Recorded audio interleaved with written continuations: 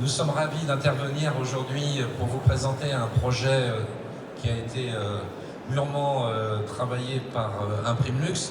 Alors nous interviendrons à deux sur ce sujet. Donc, je présenterai tout à l'heure Mathieu Prévost, qui est en charge du développement du projet, qui est membre d'une belle organisation qui s'appelle l'UNIC, qui est la Fédération patronale de l'imprimerie et de la communication, qui est responsable vous connaissez tous Imprim'Vert, donc c'est lui qui est en charge du dossier, et qui est aussi l'intervenant au niveau européen d'Intergraph.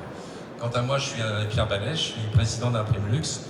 Imprimlux, pour ceux qui ne le connaissent pas, a été créé il y a 6 ans, donc après un appel à projet du ministère de l'Industrie qui avait pour objectif donc, de revaloriser le tissu industriel français, de repositionner aussi ce tissu industriel dans un challenge de relocalisation des flux de production. Et au jour d'aujourd'hui, avec le recul, Imprimlux a 70 membres, donc, qui sont des imprimeurs avec un spectre très large de métiers, puisque notre baseline, c'est la France imprime sa marque. Et nous avons 20 partenaires qui nous accompagnent. Donc on a voulu trouver et proposer au marché quelque chose d'innovant, quelque chose aussi, pour moi le mot important, c'est légitime. Il faut qu'on puisse vous démontrer, on vous démontrera assez facilement avec Mathieu, que notre projet s'appuie sur des éléments qui sont des éléments factuels et des éléments, entre autres, réglementaires qui vont apparaître. Alors, le principe de notre projet, c'est de créer une base documentaire qui soit en fait une réponse aux attentes du marché.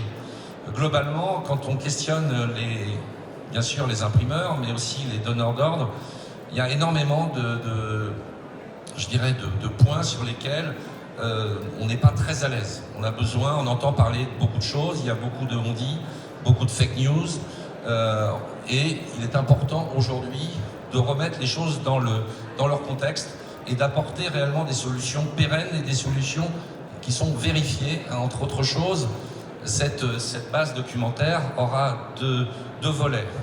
Le premier volet est une veille réglementaire. Cette veille réglementaire, bien sûr, touche au juridique.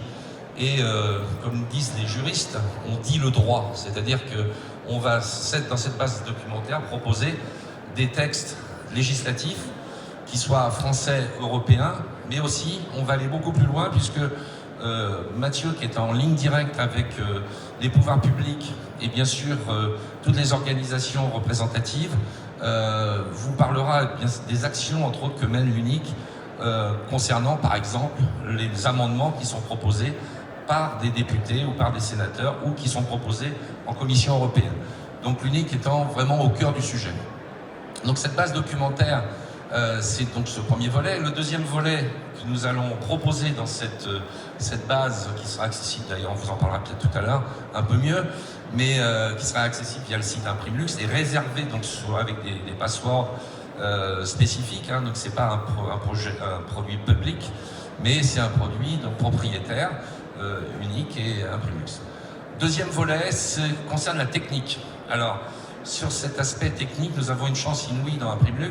Quand je parle de légitimité, quand on parle de recherche fondamentale, de recherche appliquée, il faut savoir que dans les fondateurs d'Imprimlux, on a le Centre technique du papier, par exemple, qu'Imprimlux est membre d'une organisation internationale qui s'appelle IARIGAI, qui regroupe à peu près 60 centres de recherche universitaires dans le monde entier, qui travaillent sur les sujets, bien sûr, de la filière graphique.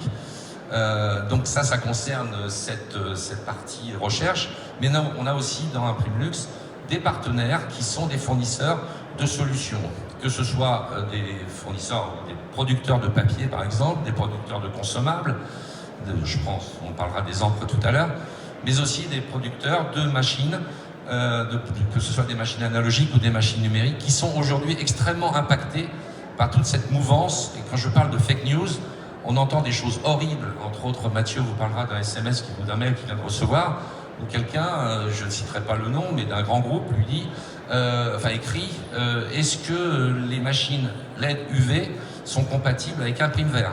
Donc c'est quand même extrêmement grave de lire ce genre de choses, parce que nos amis d'Heidelberg, ou de Komori, ou de KBA, qui sont partenaires d'Imprimlux, sont des fabricants de machines, et si face à eux, ils ont des donneurs d'ordre ou des clients d'imprimeurs qui ont cette position un peu d'ayatollah quelque part, c'est quand même un questionnement pour l'ensemble de la chaîne graphique et bien sûr pour la survie de notre profession, enfin de la profession d'imprimeur. Voilà, donc je vais passer la main à Mathieu, que j'ai présenté en quelques mots, mais qui se présentera mieux que moi.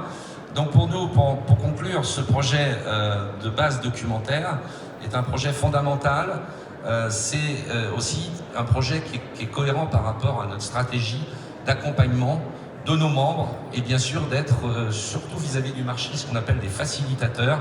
C'est d'apporter aux grands donneurs d'ordre, des maisons de luxe, mais éventuellement d'autres types de marchés, pourquoi pas, d'apporter réellement des réponses à des questionnements qui sont au quotidien pour vous et pour vous tous et toutes, qui sont extrêmement importants et bien sûr stratégiques. Voilà, donc Mathieu, à toi.